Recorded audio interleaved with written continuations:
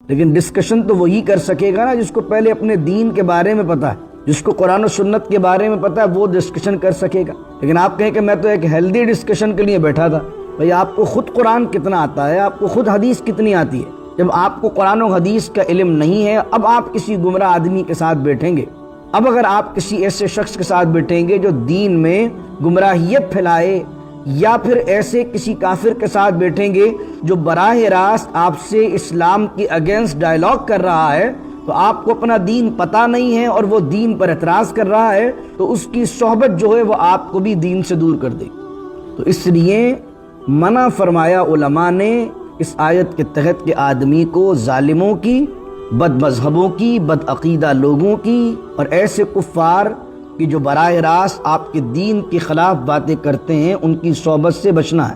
اگر آدمی نے ان چیزوں کو ہلکا لیا اور اپنے ایمان کا سودا کر دیا، ایک تو یہ کہ آپ اس ملک میں رہتے ہیں یا کسی بھی ملک میں رہتے ہیں، کافروں کے ساتھ آپ کا پڑوسیوں والا تعلق، آپ کا نیبر ہے، آپ کے ساتھ کام کرتا ہے، آپ کے ساتھ جاب پر ہوتا ہے، لیکن کبھی بھی وہ آپ کے مذہب کے بارے میں آپ سے بات نہیں کرتا۔ That's a different scenario. اس کے اندر آپ اس کے اخلاق سے ملیں گے، پیار سے بات کریں گے، بلکہ آپ تو اس کے سامنے ایمبیسیڈر ہیں اسلام کے، آپ اس کے ساتھ تو ایسا اچھا رویہ رکھیں گے کہ اسلام کا اچھا امیج بلڈ اپ ہو اس کافر کے ذہن میں بھی۔ لیکن ایک وہ کافر ہے جو آپ سے اسلام کے خلاف باتیں کرتا ہے، اسلام کے خلاف الٹی سیدھی بکواس کرتا ہے، یا ایک ایسا بندہ ہے جو دین کے اندر الٹی سیدھی باتیں کرتا ہے اور ذہنوں کو مولڈ کرنے کی کوشش کرتا ہے، ایک ایسا شخص ہے جو آپ سے ختم نبوت پر بات کرتا ہے اور ختم نبوت کا انکار کرتا ہے، تو ایسے لوگوں کی صحبت کو اختیار نہ کریں۔ اور اگر مجبوری میں، اگر کارپوریٹ ورلڈ میں آپ کام کرتے ہیں، وہ کیبن اس کا کیبن برابر ہے، تو اسے پہلی مرتبہ ٹوک دیں کہ یار کسی مذہبی معاملات پر مجھ سے بات نہ کرو، تمہیں بھی نالج نہیں ہے، مجھے بھی نالج نہیں ہے، تو بہتر یہ کہ بھائی ہم اس موضوع پر بات ہی نہ کریں۔ لوگ بحث کرتے ہیں، نہ اس کو کچھ پتا ہے نہ اس کو کچھ پتا ہے، اس صورت کے اندر ایمان کو خراب کر لیتے ہیں۔ فرمایا وَلَا تَرْكَنُوا إِلَى الَّذِينَ ظَلَمُوا۔ اب اس کہنے کے بعد اللہ نے فرمایا کہ استقامت کے ساتھ دین پر رہو، اور دوسرا کام کیا کرو دین میں استقامت سے رہنے کے بعد؟ وَأَقِمِ الصَّلَاةَ طَرَفَيِ النَّهَارِ وَزُلَفًا مِّنَ اللَّيْلِ أَمْرِي وَاحْلُلْ عُقْدَةً مِّن لِّسَانِي يفقهوا قولی اللہم صل علی سیدنا و مولانا محمد معدن الجود والکرم وآلہ وصحبہ وبارک وسلم۔ وَلَقَدْ آتَيْنَا مُوسَى الْكِتَابَ فَاخْتُلِفَ فِيهِ وَلَوْلَا كَلِمَةٌ سَبَقَتْ مِنْ رَبِّكَ لَقُضِيَ بَيْنَهُمْ وَإِنَّهُمْ لَفِي شَكٍّ مِّنْهُ مُرِيبٍ۔ صدق اللہ مولانا العظیم۔ سورہ ہود کا یہ آخری رکوع ہے اور 12ویں سپارے کے 10ویں رکوع کا آغاز ہے، اور سورہ ہود کی آیت نمبر 110 کو یعنی 110 کو میں نے آپ کے سامنے تلاوت کیا۔ اس سے پہلے اس سورت کے اندر اللہ رب العزت نے انبیاء علیہم السلام کی قصص کو، ان کی قصوں کو بیان فرمایا، اور اب اس آخری سورت میں، اس آخری رکوع میں اللہ رب العزت اپنے حبیب علیہ السلام کو، ان کے دل کو تسلی دے رہا ہے، کیونکہ جب حضور نے قرآن کی دعوت کو پیش کیا مکے والوں کی طرف، تو انہوں نے قرآن کو نہیں مانا، اس کے علاوہ حضور کو نبی نہیں مانا، قرآن پر سوال اٹھا دیے، تو اللہ اپنے حبیب کو کہتا ہے وَلَقَدْ آتَيْنَا مُوسَى الْكِتَابَ، اور جب ہم نے موسیٰ علیہ السلام کو کتاب عطا فرمائی، اس سے مراد توریت ہے، فاختلف فیہ، تو پیارے اس کتاب میں بھی اختلاف کیا گیا، وہ جو لوگ جن کو ہم نے توریت عطا کی تھی اس کو بھی چند لوگوں میں نہیں مانا۔ وَلَوْلَا كَلِمَةٌ سَبَقَتْ مِنْ رَبِّكَ لَقُضِيَ بَيْنَهُمْ۔ اب یہ سوال پیدا ہوتا ہے کہ جس طریقے سے ان قوموں پر عذاب آیا، تو یہ جو مکے والے نہیں مان رہے، ان پر عذاب کب آئے گا؟ تو اللہ کہہ رہا ہے وَلَوْلَا كَلِمَةٌ سَبَقَتْ مِنْ رَبِّكَ، اور اے پیارے اگر تیرے رب کے کلمات، تیرے رب کا بول، تیرے رب کا کلمہ پہلے ہی گزر چکا نہ ہوتا، یعنی اللہ نے دنیا جب بنائی ہے پہلے لکھ دیا کہ قیامت کب آنی ہے، کس قوم کا حساب کب لینا ہے، عذاب کب آنا ہے، تو جو اللہ نے مقرر کر دیا اسی وقت ہی ہر چیز آئے گی۔ اگر ایسا نہ ہوتا بالفرض لَقُضِيَ بَيْنَهُمْ، تو ہم ان کا درمیان کب کا فیصلہ کر چکے ہوتے. یہ بار بار کہتے ہیں عذاب کو بھیجو، ہم ایمان نہیں لاتے اور اللہ سے چیلنج کرتے ہیں، تو اللہ ان کو ڈھیل دیتا ہے اس لیے کہ اللہ نے ایک وقت مقرر کیا ہوا.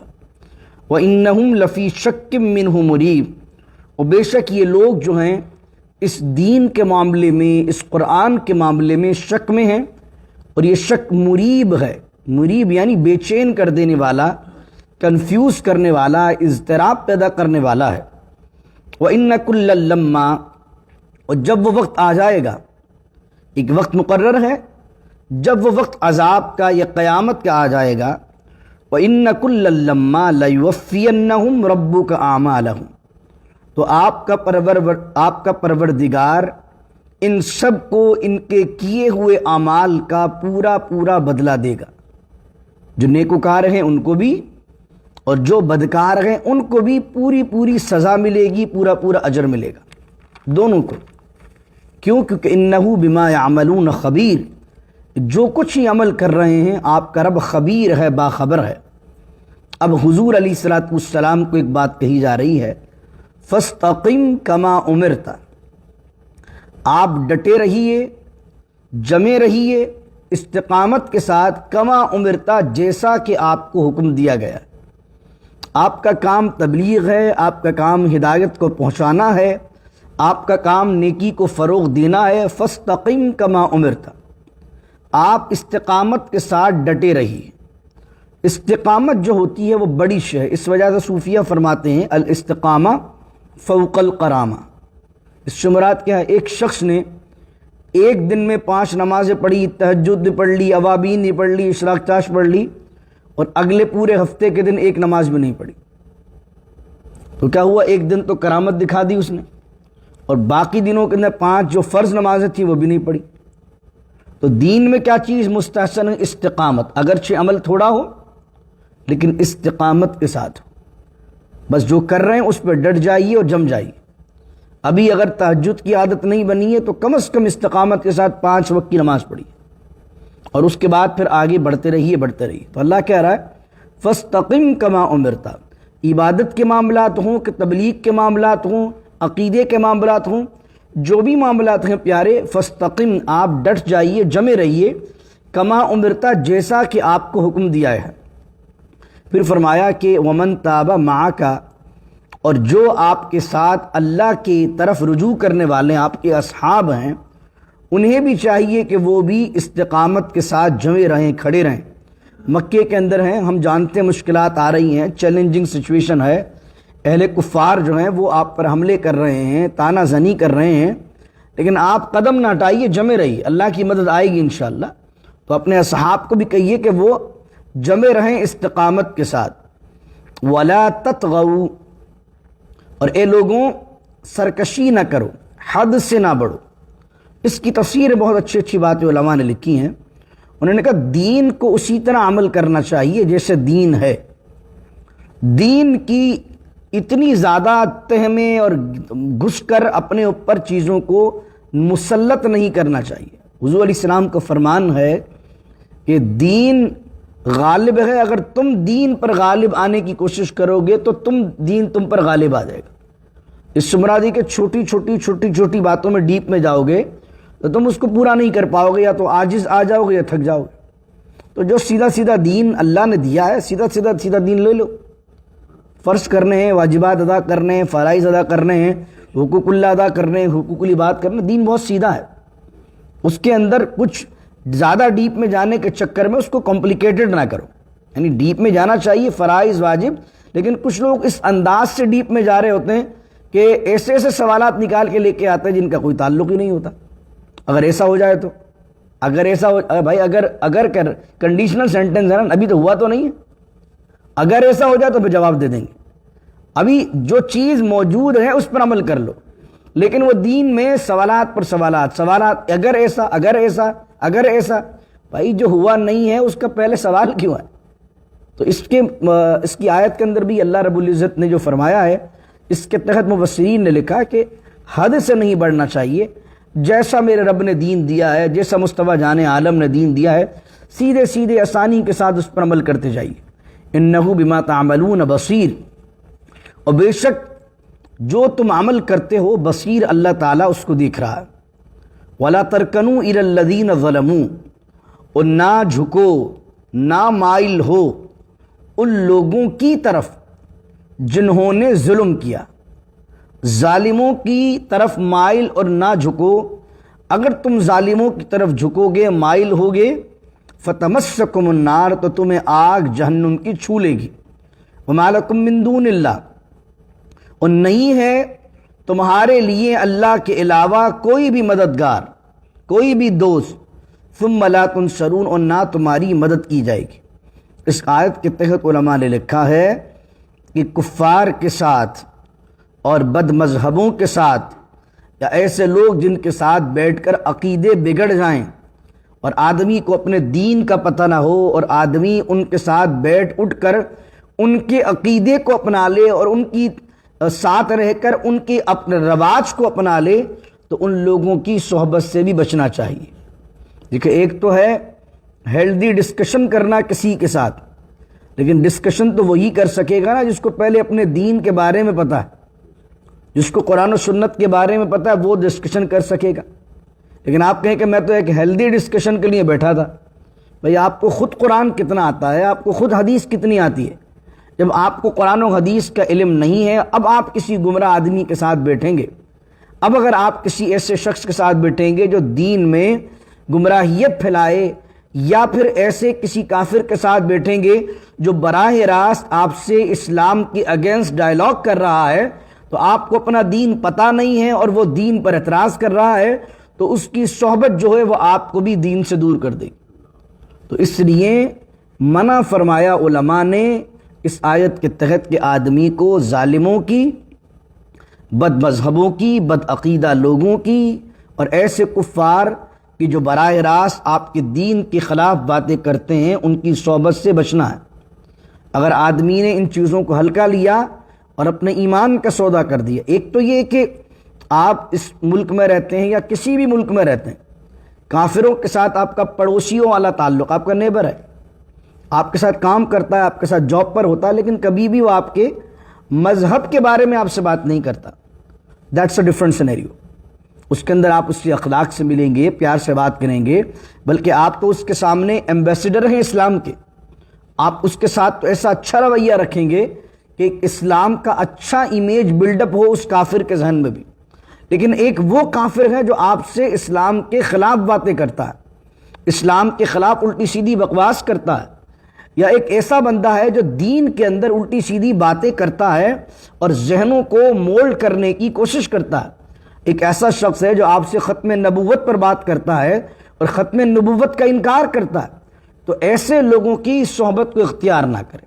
اور اگر مجبوری میں، اگر کارپوریٹ ورلڈ میں آپ کام کرتے ہیں، وہ کیبن اس کا کیبن برابر ہے، تو اسے پہلی مرتبہ ٹوک دیں کہ یار کسی مذہبی معاملات تن مجھ سے بات نہ کرو، تمہیں بھی نالج نہیں ہے، مجھے بھی نالج نہیں ہے، تو بہتر یہ کہ بھائی ہم اس موضوع پر بات ہی نہ کریں۔ لوگ بحث کرتے ہیں، نہ اس کو کچھ پتہ ہے نہ اس کو کچھ پتہ ہے، اس صورت کے اندر ایمان کو خراب کر لیتے ہیں۔ فرمایا وَلَا تَرْكَنُوا إِلَى الَّذِينَ ظَلَمُوا۔ اب اس کہنے کے بعد اللہ نے فرمایا کہ استقامت کے ساتھ دین پر رہو، اور دوسرا کام کیا کرو دین میں استقامت سے رہنے کے بعد، وَأَقِمِ الصَّلَاةَ طَرَفَيِ النَّهَارِ وَزُلَفًا مِّنَ اللَّيْلِ، اور نماز قائم کرو طرفی النہار، دن کے دونوں طرف، دن کے دونوں کناروں پر۔ یہ آیت نازل ہوئی ہے 5 نمازوں کے فرض ہونے سے پہلے۔ نبوت کے 11ویں سال نماز فرض ہوئی ہے نا، جب حضور معراج پر گئے۔ یہ مکیہ صورت ہے اور پہلے کی صورت ہے، تو اس نماز فرض ہونے سے پہلے کون سی نماز تھی؟ تو وہ صبح ایک نماز پڑھی جاتی تھی اور ایک شام نماز پڑھی جاتی تھی، دونوں طرف عبادت کی جاتی تھی۔ تو اس آیت میں اسی کا ذکر ہے، وَأَقِمِ الصَّلَاةَ، نماز کو قائم کیجئے، طَرَفَيِ النَّهَارِ، دن کے دونوں کناروں پر۔ دن کے دونوں کنارے کون سے ہیں؟ فجر کی جو ہم پڑھ رہے ہیں نماز، اور دوسرا کنارہ کہاں ہے؟ مغرب ہے۔ دن کے دونوں کنارے، وَزُلَفًا مِّنَ اللَّيْلِ، اور رات کے حصوں کے اندر بھی نماز پڑھو۔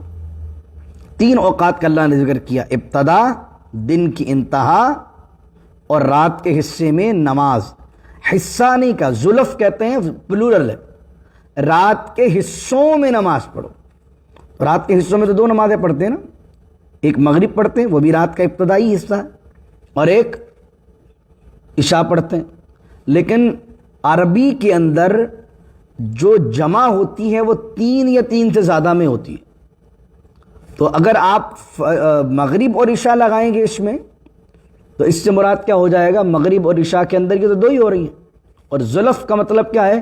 حصوں میں نماز پڑھو، تو 3 ہونی چاہیے کم از کم۔ تو اس سے الگ مفسرین نے لکھا ہے کہ اس سے مراد مغرب، عشاء اور عشاء کی تیسرا حصہ وتر کا، یا پھر ایک مراد اس سے یہ لے لیجئے کہ اپنی رات میں ایک حصہ نکالیے مغرب کے لیے، ایک حصہ نکالیے عشاء کے لیے، اور رات کے حصوں کو کہا ہے تو 3 تو کم از کم حصے بننے چاہیے، اور تیسرا حصہ اللہ توفیق دے تہجد کے لیے۔ اقم الصلاۃ طرفی النہار وزلفا من اللیل، یہ 3 نمازوں، 3 اوقات میں نمازوں کی پابندی کیجیے۔ یہ نماز کے فرض ہونے سے بھی پہلے ان 3 اوقات کے بارے میں اللہ نے فرمایا۔ تو سوچئے فجر کی نماز کتنی اہمیت کی حامل ہے، مغرب کی نماز کتنی اہمیت کی حامل ہے۔ پھر اللہ کہتا ہے ان الحسنات یذہبن السیئات، اور بے شک جو نیکیاں ہوتی ہیں، حسنات جو ہوتی ہیں، یذہبن السیئات، وہ برائیوں کو، بدیوں کو لے جاتی ہیں۔ آپ نیکیاں کرنا شروع کیجئے۔ ایک نیک عمل کا فائدہ تو یہ کہ آپ کے اعمال نامے میں نیکی لکھی جا رہی ہے، اور نیکی کی برکت یہ ہوگی کہ وہ نیکی آپ سے برائی کو دور کر دے گی۔ اس کے بارے میں نبی کریم صلی اللہ علیہ وسلم کا فرمان، حضور نے فرمایا کہ تم بتاؤ کہ اگر کسی کے شخص کے گھر کے باہر ایک نہر ہو اور وہ ہر روزانہ اس نہر سے 5 مرتبہ غسل کرے تو کیا اس کے جسم پر میل و کچیل باقی رہے گا؟ صحابہ کرام رضوان اللہ علیہم اجمعین نے عرض کیا یا رسول اللہ، اس کے جسم پر تو کوئی میل کچیل باقی نہیں رہے گا۔ حضور جان عالم صلی اللہ علیہ وسلم فرماتے ہیں یہی مثال اس بندہ مومن کی ہے جو 5 مرتبہ دن میں وضو کر کے 5 نمازیں پڑھتا ہے، تو اس کے بدن سے اللہ تعالیٰ گناہوں کے میل کو زائل کر دیتا ہے۔ تو کیا ہوتا ہے آدمی جب، اس کے علاوہ اس آیت کا اور گہرا مفہوم بھی دیکھیں تو آدمی جب نمازی بن جاتا ہے، نیکیاں کرنے لگتا ہے، جب نمازی ہوتا ہے تو اب جو برائیوں کی چیزیں اس میں موجود ہوتی ہیں وہ نیکیاں خود ہی اس کے اندر یہ پیدا کرتی ہیں، تو یار اب تو ایسے کام نہ کر، اب تو نے نماز بھی شروع کر دی، اب تو نے داڑھی بھی رکھ لی، اچھا لگے گا داڑھی رکھ کے کام کرتا ہوا، اچھا لگے گا، لوگ کہیں گے مسجد کے اندر بھی آتا ہے، نماز ہی پڑھتا ہے، اور یہاں دیکھو یہ کام کیا کر رہا ہے۔ تو وہ جو نیکیاں ہوتی ہیں وہ برائیوں کو آٹومیٹیکلی لے جاتی ہیں۔ ذالک ذکریٰ للذاکرین، اور اللہ کہہ رہا ہے یہ نصیحت ہے، نصیحت سننے والوں کے لیے، نصیحت کرنے والوں کے لیے۔ یہ اللہ نصیحت کر رہا ہے ان باتوں سے تاکہ جو نصیحت کو سمجھنے والے ہیں وہ نصیحت لیں اس سے۔ اب فرمایا وصبر، اب اپنے حبیب کو اللہ فرما رہا ہے کہ مکے میں پریشانیاں ہیں، مکی دور ہے، مشکلات کا دور ہے، وصبر، اے پیارے صبر کیجیے۔ فإن اللہ لا یضیع اجر المحسنین، بے شک اللہ تعالیٰ احسان کرنے والوں کے اجر کو ضائع نہیں کرتا۔ یعنی جو صبر کے ایک ایک لمحے آپ لوگ گزار رہے ہیں، یہ لمحوں کا اجر اللہ اپنے پاس لکھ رہا ہے۔ فلولا کان من القرون من قبلکم، اور کیوں نہ ہوا تم سے پہلے بستیوں میں، اولو بقیتن، کو عقل و دانش والے لوگ ہوتے، کچھ نیک لوگ ہوتے ان بستیوں میں، ینہون عن الفساد، جو ان بستیوں والوں میں جو شریر لوگ تھے انہیں منع کرتے زمین میں فساد پھیلانے سے، الا قلیلا، لیکن وہ جو بستیوں کا پیارے اس سے پہلے ذکر کیا، عاد، سمود، لوط علیہ السلام کی قوم، یہ جو جتنی بستیاں تھیں ان میں بہت ہی تھوڑے لوگ تھے جو برائیوں سے روکتے تھے، لیکن جو روکتے تھے ممن انجینا منہم، تو ان قلیل لوگوں کو ہم نے نجات دی، اور باقی جو اکثریت تھی واتبع الذین ظلموا ما اترفوا فیہ، ان ظالموں نے اتباع کی اس چیز کی جو عیش و آرام ہم نے انہیں دے دیا تھا۔ یعنی عیش و آرام میں ایسے بدمست ہو گئے تھے کہ انہوں نے پھر اس کی چیز کی پیروی نہیں کی جو انبیاء لے کر آئے، وَكَانُوا مُجْرِمِينَ، اور وہ لوگ تو عادی مجرم تھے۔ وَمَا كَانَ لِرَبِّ، اب اللہ رب العزت بیان کر رہا ہے اس آیت کے اندر، اگلی آیت میں، یہ جو اللہ نے 6 سے 7 قوموں کا ذکر کیا ہے، ان پر عذاب کو بھیجا ہے، تو اللہ اپنے عذاب کے اصول کو بیان کر رہا ہے کہ عذاب کسی قوم پر کیوں آتا ہے۔ اللہ کہہ رہا وما کان ربک لیہلک القری بظلم، اور آپ کا رب ایسا نہیں ہے کہ کسی بستی کو ہلاک کر دے ظلم کے ساتھ۔ اللہ ظلم نہیں کرتا کسی پر۔ وَأَهْلُهَا مُصْلِحُونَ، حالانکہ اس کے رہنے والے، اس بستی میں اصلاح کرنے والے نیک لوگ ہوں اور اللہ پھر بھی ہلاک کر دے، ایسا تو ہو نہیں سکتا۔ فرمایا وَلَوْ شَاءَ رَبُّكَ، اور پیارے اب رب کے ہاتھ میں ہے۔ ایک آدمی کے ذہن میں بات آتی ہے اللہ کے ہاتھ میں ہے کسی کو فرما بردار کرنا، اور اللہ کے ہاتھ میں ہی ہے کہ کوئی نافرمان ہے تو اسے ہدایت کی طرف لے آنا۔ تو ایسا کیا وجہ ہے کہ سارے لوگ مسلمان ہی پیدا کیوں نہیں ہوتے؟ یہ فرقے کیوں ہیں، یہ مذہب کیوں ہیں، یہ دین کیوں ہیں؟ ریزن کیا ہے؟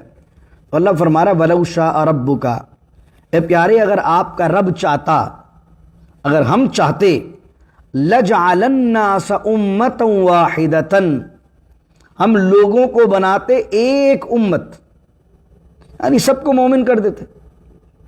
ہم چاہتے تو سب کے سب لوگ مسلمان ہو جاتے، سب کے سب مومن ہی پیدا ہوتے، دنیا میں کوئی اور مذہب ہی نہیں ہوتا۔ لیکن رب کی حکمت کیا ہے انسان کو بنانے میں؟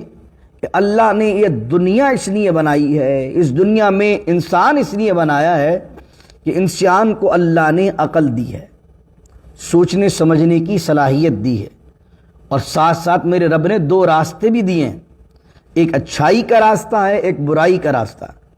ان دونوں راستوں کے جو چوز کرنے کا اختیار ہے وہ بندے کے پاس ہے۔ بندہ اختیار کے ساتھ جو راستہ اپنائے گا اللہ ویسا ہی اس کے ساتھ معاملہ فرمائے گا۔ یہ رب کی حکمت ہے۔ وگرنہ اگر سب کو ایک ہی امت بنانا ہے تو بھی دنیا بنانے کا فائدہ کیا؟ ڈائریکٹ جنت میں بھجا دے اللہ۔ بھئی اللہ نے جنت بنائی ہے، دوزخ بنائی ہے، تو دوزخ کی بھی فلسفی ہے، جو نافرمان ہیں انہیں وہاں جانا ہے، جو جنتی ہیں ان کو وہاں جانا ہے۔ اس ساری کائنات کو بنانے کا مقصد یہ کہ یہ دارالعمل ہے، ورنہ اللہ کہہ رہا ہے کہ اللہ چاہتا تو سب کو ایک بنا دیتا، یعنی اس کو فورسفلی کچھ نہیں کرنا چاہتا، وہ چاہتا ہے بندہ اپنے اختیار سے ہدایت کو اپنائے۔ تو یہ آیت کیا بیان کر رہی ہے؟ جو ہدایت چاہے گا اللہ اسے ہدایت دے گا، جو خود نہیں آنا چاہتا ہدایت کی طرف اللہ بھی پھر اسے ہدایت دینا نہیں چاہتا۔ اس سے مراد کیا ہے؟ آپ نمازی بننا چاہیں گے تو اللہ نمازی بنائے گا۔ آپ کہیں دعا کریں مفتی صاحب میں نمازی بن جاؤں، اب ارادہ دل میں خود کا ہے ہی نہیں، آپ دعا ہی نہیں کرتے مفتی صاحب ہمارے لیے ہم بھی 5 وقت کے نمازی بن جاؤ۔ بھائی ارادہ تو تم کرو، ارادہ کرو گے تو اللہ نمازی بنائے گا، ارادہ کرو گے نیک بننے کا تو اللہ نیک بنائے گا۔ جب ارادہ ہی نہیں تمہارا نیک کر بننے کا تو ارادہ تو تمہارے پاس ہے نا، اختیار اللہ نے تمہیں دیا، ورنہ اللہ چاہتا تو فرشتے کم ہیں اس کی عبادت کے لیے۔ تو اللہ کہہ رہا آپ کا رب چاہتا تو ضرور بناتا ان لوگوں کو ایک امت، ولا یزالون مختلفین، لیکن چونکہ اختیار دیا ہے، اب اختیار کے اندر اختلاف بھی ہوگا۔ جب آدمی کے بعد اختیار ہوتا ہے، اختیار ہی تو بیان کرتا ہے نا کہ آپ کو بریانی کھانی ہے کہ آپ کو کڑھائی کھانی ہے۔ مثال کے طور پر گھر کے اندر آپ سب سے پوچھیں اختیار کے ساتھ، ایک تو گھر میں کسی سے پوچھو ہی نہیں، آپ اختیار ہی نہ دو کسی کو، اماں جو ہنڈیاں بنا لیں وہی کھانی ہے سب کو۔ لیکن جب آپ اختیار دے کر پوچھتے ہیں 5 بچوں سے بیٹا کیا بنائیں آج، تو اب اختلاف ہوتا نہیں ہوتا؟ ایک بولتا دال چاول بنا لو، تو دوسرا بولتا کڑھائی بنا لو، تو تیسرا بولتا بریانی بنا لو۔ تو اللہ یہ کہہ رہا ہے کہ ایک امت بناتے، لیکن حکمت کا تقاضا کیا تھا؟ اختیار دے دیا۔ جب اختیار دے دیا تو اللہ تعالیٰ فرماتا ہے ولا یزالون مختلفین، تو اب اختلاف ان میں ہمیشہ رہے گا۔ اختیار ہے تو کوئی اچھائی کو اپنائے گا، کوئی برائی کو اپنائے گا۔ الا من رحم ربک، لیکن کون اختلاف نہیں کریں گے دین میں؟ جن پر تیرے رب کی طرف سے رحمت ہوگی۔ وَلِذَٰلِكَ خَلَقَهُمْ، اور اسی لیے انہیں پیدا کیا گیا۔ اب اسی لیے انہیں پیدا کیا ہے تو کس لیے پیدا کیا گیا؟ کچھ لوگوں نے اس کو جوڑا ہے اختلاف کے ساتھ، کہ انسان کو اختلاف کے لیے ہی پیدا کیا گیا۔ تو اس سب میں سوال پیدا ہوتا ہے جب اختلاف کے لیے پیدا کیا گیا تو ہمارا کیا قصور ہے؟ تو فرمایا نہیں، اس آیت سے مراد یہ کہ اللہ نے سب کو رحمت کے لیے پیدا کیا۔ تو تیسری بات جو علامہ بغوی نے فرمائی وہ سب سے اچھی ہے کہ جو اختلاف چاہتا ہے اس کو اختلاف کے لیے پیدا کیا ہے، جو رحمت چاہتا ہے اس کو رحمت کے لیے پیدا کیا۔ فرمایا وَتَمَّتْ كَلِمَةُ رَبِّكَ لَأَمْلَأَنَّ جَهَنَّمَ مِنَ الْجِنَّةِ وَالنَّاسِ أَجْمَعِينَ، اور بے شک تیرے رب کے کلمات پورے ہو گئے، بے شک تیرے رب کا کلمہ مکمل ہو گیا کہ لَأَمْلَأَنَّ جَهَنَّمَ، کہ میں ضرور جہنم کو بھر دوں گا جنات سے اور انسانوں سے۔ یعنی اختیار کے ساتھ لوگوں نے دنیا میں اچھے عمل نہیں کیے، یعنی جنت اور جہنمیوں کی بات اللہ کر رہا ہے، تو اللہ نے کہا تھا کہ اگر اختیار کے ساتھ برے اعمال کیے تو میں جہنم کو تم سے بھر دوں گا۔ تو اللہ کہہ رہا تیرے رب کا کلمہ پورا ہو گیا کہ ان لوگوں نے اختیار کے ساتھ ناشکریاں زیادہ کی، نافرمانیاں زیادہ کی، اختیار کے ساتھ نیکیاں کم کی۔ مجھے بتائیے نا، دنیا کا سروے کیجئے، اختیار کے ساتھ نیکیاں لوگ زیادہ کرتے ہیں یا اختیار کے ساتھ برائیاں زیادہ کرتے ہیں؟ جس کو تھوڑا سا بھی پاور دے دیں نا دنیا میں آپ، وہ آدمی اپنے اختیار کو، اپنی اتھارٹی کو ابیوز کرتا ہے۔ تو اللہ تعالی ہمیں اپنے اختیار کو صحیح راہ میں استعمال کرنے کی توفیق دے دے، یہ بھی دعا کرتے رہا کریں۔ وَتَمَّتْ كَلِمَتُ وَلَا يَزَالُونَ مُخْتَلِفِينَ، اور اللہ تعالیٰ اختلاف کو جو ہے پسند نہیں فرماتا ہے۔ اختلاف آپس میں نہیں ہونا چاہیے، یعنی ایسا اختلاف جس سے آپس میں نفرتوں کو فروغ ہو۔ ایک ہے اختلاف امام اعظم، امام شافعی، امام مالک، امام احمد بن حنبل کا، ان لوگوں کے اختلاف کو آپ کیا کہیں گے کہ یار ان لوگوں میں بھی تو اختلاف تھا۔ وہ اختلاف عقیدے کا اختلاف نہیں تھا، وہ اختلاف عبادت کے اندر معاملات کے اختلاف تھا۔ کوئی کہہ رہا ہے آمین زور سے کہیے، تو کوئی کہہ رہا ہے آمین آہستہ کہیے۔ جو آمین زور سے کہہ رہے ہیں ان کے پاس بھی حدیث کی دلیل ہے، جو آہستہ کی بات کر رہے ہیں ان کے پاس بھی حدیث کی دلیل ہے۔ کوئی رفع دین کی بات کر رہا ہے، کوئی رفع دین کی بات نہیں کر رہا ہے۔ یہ ساری چیزیں تھیں معاملات سے، عبادات سے، اس میں سارے برحق ہیں، سب کی اپنی تحقیق ہے۔ اور اس معاملے کو تو حضور نے فرمایا میری امت کے علماء کا جو اختلاف ہے یہ معاملات کے اندر یہ رحمت ہے امت کے لیے۔ اس کا ریزن کیا ہے؟ جیسے ابھی اس کو میں آسان سے سمجھا دوں آپ کو، کلوننگ کا مسئلہ ہے، ٹیسٹ ٹیوب بیبی کا مسئلہ، یہ تمام مسائل، جو کرپٹو کا مسئلہ آ رہا ہے، یہ اس وقت ای کامرس اتنا زیادہ عام ہو رہا ہے۔ بھائی علماء تحقیق کریں گے، ریسرچ کریں گے، کوئی اس کو جائز کہے گا، کوئی ناجائز کہے گا، ریسرچ ہوگی، اختلاف ہوگا، تو عوام کے لیے اس ریسرچ سے کیا ہوگی؟ رحمت ہوگی، آسانی ہوگی۔ کوئی کہے گا کہ یار یہ مجھے حکم سمجھ میں نہیں آ رہا، اور اتنے اسکالرز اس کو جائز سمجھ رہے ہیں، مجھے ان کی بات سمجھ میں آتی ہے، میں اس کو اس لیے کر رہا ہوں کہ علماء نے آپس کے اندر اس کے اندر اپنی اپنی ریسرچ پیش کی ہے، میں ان علماء کو فالو کر رہا ہوں جو اس کو ناجائز کہہ رہے ہیں، یا میں ان اسکالرز کو فالو کر رہا ہوں جو اسے ناجائز کہہ رہے ہیں۔ تو وہ اختلاف ایک الگ نوعیت کا۔ باقی عقیدے کا اختلاف ہو جو کافر کے ساتھ ہے، جو ان کے ساتھ ہے، تو یقیناً جو آدمی توحید پر اور رسالت پر کامل ہے تو اللہ کی رحمت اس پر ہے۔ باقی اس طریقے سے مسلمانوں کے درمیان اختلاف رکھنا جس سے ایک شخص دوسرے شخص سے نفرت تک آ جائے، اور نفرت کے بعد یہاں تک کہ قتل و قتال تک آ جائے، اس کو جو ہے وہ سمجھ لیجئے یہ منحوسیت ہے، نحوست ہے، کہ ایسے اختلاف نہیں ہونے چاہیے جس سے آدمی کسی سے قتل و قتال کی نوبت تک آ جائیے۔ ڈفرینس آف اوپینین رکھیے، سامنے والا آپ کی بات مانے نہیں مانے اپنی جگہ، آپ کہیں کہ بھائی میرے ریفرنسز، میرے دلائل یہ ہیں، یہ میرا موقف ہے، یہ میں نے آپ کے سامنے رکھ دیا، دل مانے تو مان لیجئے، نہیں مانے تو ہم اور آپ ایک دوسرے کو جواب دے نہیں ہیں، ہم اور آپ دونوں اللہ کی بارگاہ میں جواب دیں۔ ہم منصف نہیں ہیں، ہم قاضی نہیں ہیں، ہم جج نہیں ہیں۔ آپ نے اپنی بات کہنی ہے، دلیل سے اپنی بات پیش کر دیں۔ یہ جو ہمارے ہاں ایک دوسرے پر فرقوں میں ایک دوسرے پر ٹونٹ کیا جاتا ہے، ایک دوسرے فرقوں اس پر لعنت دیتا ہے، وہ اس کو لعنت دیتا ہے، وہ اس کو جہنمی، یہ اس کو جہنمی، یہ فضا نہیں ہونی چاہیے۔ اگر کوئی شخص قرآن و سنت کے معیار پر کوئی چیز صحیح سمجھتا ہے، دلیل دے کر آگے بات بیان کر دے، کسی کو برا بھلا کہے بغیر۔ اور کوئی شخص اس بات کو صحیح نہیں سمجھتا ہے، قرآن و سنت سے دلائل دے کر آگے پہنچا دے۔ اب ایک عام آدمی دونوں چیزوں کو سن لے، جو اس کی عقل میں آئے مان لے، جو اس کی عقل میں آئے نہیں مانے۔ یہ ڈفرینس آف اوپینین بڑا ہیلدی ہوتا ہے، اس سے علم کو فروغ ملتا ہے، لیکن افسوس کے ساتھ کہنا پڑتا ہے اس طریقے کا ہیلدی ڈفرینس آف اوپینین ہمارے مذہبی طبقے میں نہیں پایا جاتا۔ اللہ تعالی ہمیں اس مزاج سے نکالے۔ آخری آیتیں ہیں، فرمایا وَكُلًّا نَقُصُّ عَلَيْكَ۔ اب یہ جو پیچھے تمام صورت میں قصے جو بیان کیے، اب اس کی وجہ اللہ بیان کر رہا ہے حضور سے ڈائریکٹلی۔ وَكُلًّا نَقُصُّ عَلَيْكَ مِنْ أَنْبَاءِ الرُّسُلِ، اور یہ جو ہم نے قصے آپ سے بیان کیے ہیں انباء الرسل کے، نبیوں کی خبروں کے، رسولوں کی خبروں کے، اس کا ریزن کیا ہے؟ ریزن یہ ہے مَا نُثَبِّتُ بِهِ فُؤَادَكَ، فؤادہ مانے ہوتا دل، اس لیے کہ پیارے ہم آپ کے دل کو یہ قصے سنا کر مضبوط کرنا چاہتے ہیں۔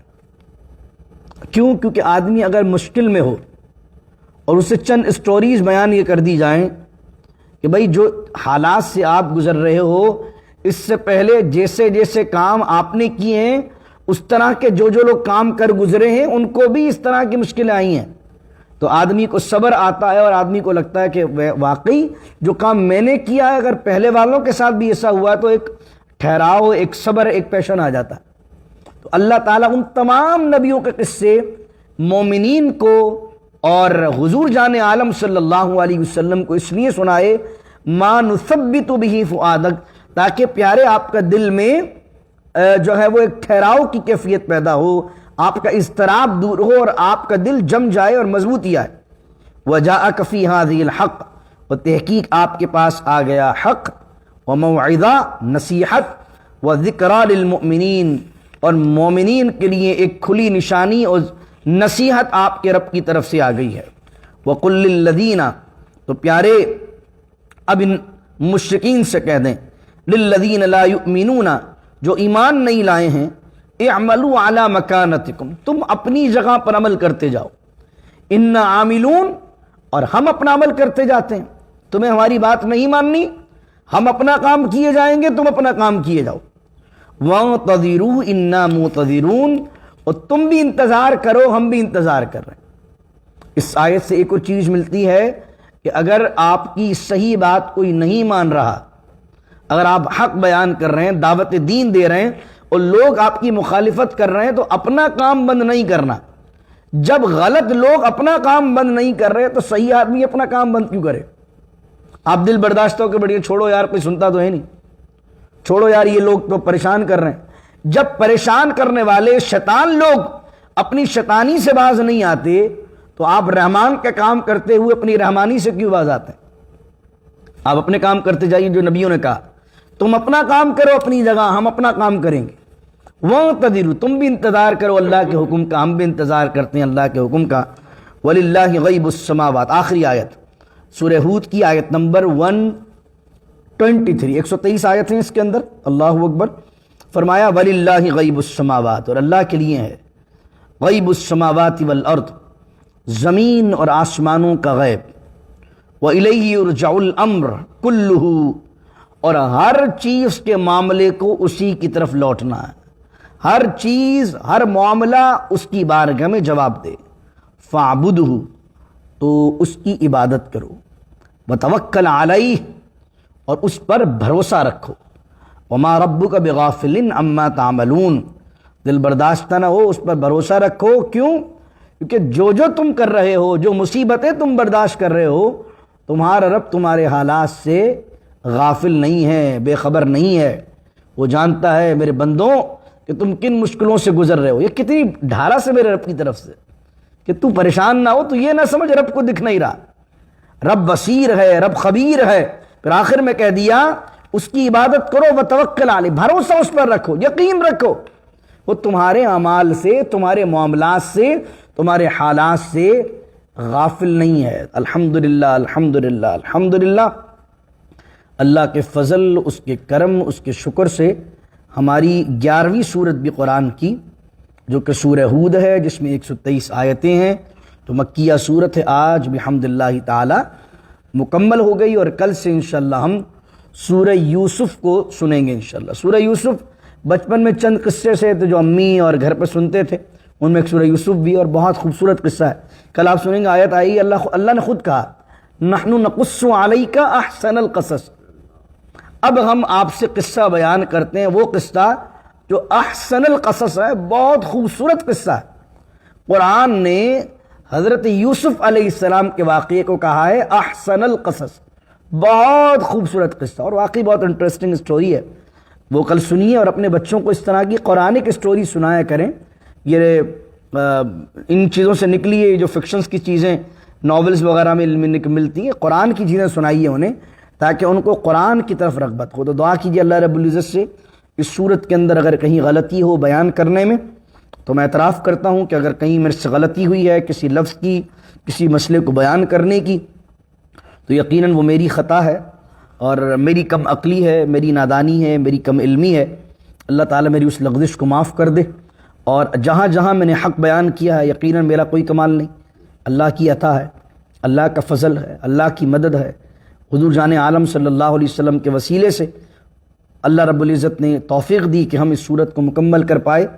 اور انٹرسٹنگ بات میں آج صبح پڑھ رہا تھا علامہ سعیدی کی طبیان کو بھی، تو 2 جنوری تھی اور 2000 تھا، تو انہوں نے بھی لکھا اس صورت کو کمپلیٹ کرتے ہوئے کہ آج 2 جنوری ہے، ہمارے یہاں 4 جنوری ہے، تو انہوں نے کہا آج انتقال ہو گیا، اللہ ان کی قبر پر رحمتوں کی بارش نازل فرمائے، تو انہوں نے لکھا کہ آج 2 جنوری ہے اور سن 2000 ہے، نیا سال لگا ہے، اور آج میں نے سورہ ہود کی تفسیر مکمل کی ہے۔ اللہ تعالیٰ میری اس تفسیر کو مقبول عام کرے، میری شفاعت کا ذریعہ بنائے، میری بخشش کا ذریعہ بنائے۔ تو جو دعائیں انہوں نے سعیدی صاحب نے کی، اللہ ان کے حق میں بھی قبول کر لے، اور اللہ تعالیٰ ہمارے حق میں بھی قبول فرمائے۔ اس صورت میں اللہ نے جہاں جہاں ان کا ذکر کیا ہے کہ جو نبیوں کے ساتھ تھے اور جن کو اللہ نے نجات دی، جن کو اللہ نے فضیلت دی، جو نبیوں کے متبعین تھے، اللہ ان میں آپ کو اور مجھے شامل فرمائے۔ تو جہاں جہاں جن قوموں پر عذاب آیا، جنہوں نے نبیوں کو جھٹلایا، جنہوں نے کاروباری معاملات میں یا اخلاقی معاملات میں یا رسالت کے معاملے میں کسی بھی حوالے سے بدکاریاں کیں، بد اخلاقیاں کی، نافرمانیاں کی، اور ان پر عذابات آئے، اللہ ان میں شامل ہونے سے، ان جیسے حرکات کرنے سے ہم سب کو اپنی پناہ، اپنی امان عطا فرمائے۔ بارک اللہ لنا ولکم فی القرآن العظیم ونفعنا بالآیات والذکر الحکیم۔ بسم اللہ الرحمن الرحیم۔ الحمد للہ رب العالمین والصلاة والسلام علی اشرف الانبیاء والمرسلین۔ ربنا ظلمنا انفسنا وان لم تغفر لنا وترحمنا لنکونن من الخاسرین۔ ربنا اتمم لنا نورنا واغفر لنا انک علی کل شیء قدیر۔ وصلی اللہ تعالی علی خیر خلقہ ونور عرشہ محمد وعلی آلہ وصحبہ اجمعین برحمتک یا ارحم الراحمین۔ لا الہ الا اللہ محمد رسول۔